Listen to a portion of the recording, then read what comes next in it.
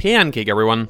There are over 8 billion people living on Earth, and if you account for those who have already left their mark in history, there are even more, and we are all unique. But there are some who stand out much more than others, with unusual looks, skills, or knowledge. And in this video, you will find out who they are, the most unique people on the planet. A man with blue skin is running through the forest, followed by an angry mob who think he is an alien. They are chasing him like an animal, not giving him a single moment to catch his breath. But then he trips over a tree root and falls to the ground. The mob quickly surrounds him, shouting curses and waving their fists. No, this is not a new installment of Avatar, or any other science fiction movie for that matter. This is the true story of a real family. It all started in the year 1820 in America. A young farmer named Martin Fugate was living quietly and peacefully in a remote village, and everything was going well in his life, except for the fact that he didn't have a wife and children. One day, he met a beautiful girl named Elizabeth Smith on the street, who later became his wife. The couple doesn't yet know that they both carry a very rare recessive gene, a blood disorder in which iron atoms do not oxidize in the blood and do not saturate the tissues with oxygen. Out of the 7 Fugate children, 4 were born with blue skin. Some had lighter skin, some had brighter skin. Everyone was afraid of this family, teased them or avoided them. Due to this isolation, they had to marry among relatives, so the blue-skinned family line continued. In the 20th century, the unique people caught the attention of Dr. Madison Cawein III. It was he who found out the cause of such an unusual skin tone and even created a medicine for it.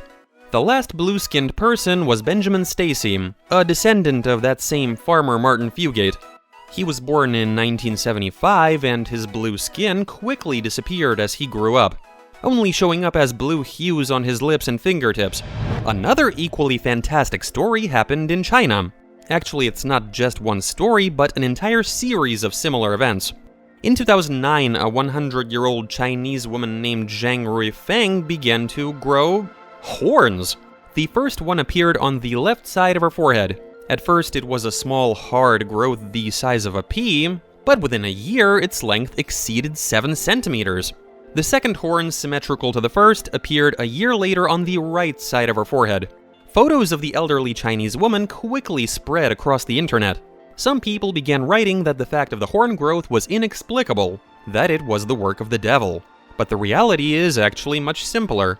This phenomenon can be easily explained by science and is called cutaneous horn. It is known that elderly people do sometimes grow cutaneous horns. The fact of the matter is these are tumors, most often benign. They are made up of concentrated keratin and can arise both spontaneously and from pre-existing papillomas, warts, or scars on the head. So the story of Zhang Ruifang is not an isolated case.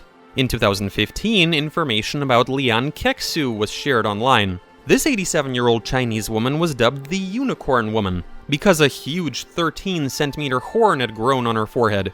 The woman was uncomfortable with such a large growth on her head and sought medical attention in the hopes of having it removed. However, her relatives opposed the surgery. Nowadays, cutaneous horns can be easily treated, and they are usually removed through surgery. In the 17th century, people with various health anomalies were exhibited at freak shows. At that time, there weren't many ways to correct physical defects that were either congenital or acquired. These people were unique in their own way. Unusually tall or short, too fat or skinny, limbless individuals, or just any sort of unusual people that could shock the audience. The earliest mentions of individual freaks entertaining the public for money date back to the Middle Ages. King Charles I was amused by the Siamese twins Lazarus and John Baptist Colloredo. In reality, only Lazarus was fully developed and capable of thinking. John, however, protruded from his chest. He couldn't speak or think. He only occasionally deeply sighed. Nowadays, conjoined twins are not all that rare, with the number of known cases being in the thousands. Modern medicine allows for the separation of such fused individuals, provided that there are no contraindications. Freak shows were not very popular in England later on, but in America they were observed with mutilated people up until the 20th century. Between the 1880s and the 1930s, several hundred such establishments operated in the United States. There was even a special classification of freaks, and every self-respecting circus had to have a set of unusual people. Bearded ladies, skeleton people, and legless individuals no longer surprised anybody, and so the proprietors of such shows looked for the most unique performers. One such performer was 12-year-old Ella Harper with a rare knee joint anomaly. She could only move on all fours because of her condition. At the show, Ella was nicknamed the Camel Girl. In advertisements and performance announcements, she was presented as an unusually beautiful young lady with body parts and a walk resembling a camel. By 1955, all European countries and most US states had banned freak shows outright. Would you like to have some kind of superpower? For example, invisibility, teleportation, or even the ability to fly? Or maybe attracting metal objects to your body? Etibar Elchiev possesses exactly this kind of superpower. He is often called the spoon-bending record holder, because in 2012 he was able to hold 52 pieces of cutlery on his body. This event was officially registered in the Guinness Book of Records. It is not entirely clear how he does it. Does his body really possess some kind of unusual magnetic field? Some researchers who have worked with Etibar believe that human magnetism has nothing to do with the scientific phenomenon of the same name. Such people can attract not only metal objects, but also glass ones. For example, American Jamie Keaton can hold jars on his head, without using glue or other special materials. Some scientists and doctors agree that this unusual ability is explained by the properties of his skin. The pores on Jamie's skin are so large that they work like suction cups, holding objects in place due to the pressure that occurs between the skin and the object. So there is nothing supernatural about the abilities of these men. Everything can be explained by science. Another thing that can be considered a superpower is excellent memory. There is a certain number of people who remember literally everything that happened to them throughout their lives, down to the smallest details. Everything they did yesterday, a week ago, or even a year ago. Jill Price is a girl who can't forget. She possesses a rare feature of memory called hyperthymesia in medicine. This is the ability of an individual to remember and reproduce a huge amount of autobiographical information. Quote, "I don't understand myself what the reason is, but every movement I've ever made has been etched into my memory. I can easily tell you about everything that happened to me on any given day. Who I saw, what I read or watched, what I felt, where I was. I don't need anything else to remember every detail except for my own memory. I won't use photos, recordings, or anything else. But I can tell you any detail because it has been ingrained in my memory so deeply." End quote. Yes, it's certainly great to remember everything that happened in your life, every joyful event. But the bad things are not forgotten either. No one would want to remember the saddest events in their life every time and relive them in their thoughts over and over again. It's worth noting that the girl does not have absolute memory, meaning she can't read a book once and immediately retell it word for word. Her specialty is recollecting facts and events from her personal life. But the most unique people are not only those who have some unusual physical qualities or abilities, but also those who surprise society with their skills and strange actions. In your opinion, can a person move a plane? Kevin Fast proved that it's possible. This man holds multiple Guinness World Records related to the use of force. He pulled a heavy truck weighing 57,000 kilograms about 30 meters. And in 2009, he moved an enormous plane from its place. The flying machine weighed a whopping 188 tons. For these records, he was nicknamed the Human Tow Truck. Interestingly, in his ordinary life, Kevin Fast works as a pastor in a Lutheran church. The man is convinced that sports excitement can be combined with religion because it can be directed towards noble goals. By setting new Guinness records, he also draws attention to charitable activities. For example, when he moved a huge house along rails, he was able to raise about $70,000 for a company that provides housing for those in need. The records have brought the unique priest worldwide fame, and he does not intend to stop there.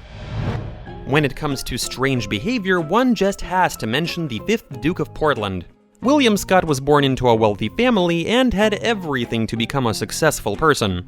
As a child, he was an ordinary kid, but as he grew older, he developed a manic passion for solitude. In other words, he became a sociophobe.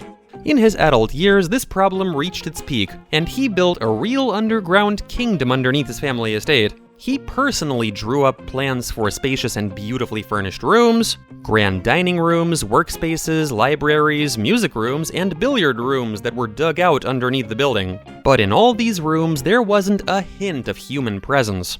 There weren't even any portraits on the walls. Only the most trusted servants were allowed entry into this kingdom of darkness.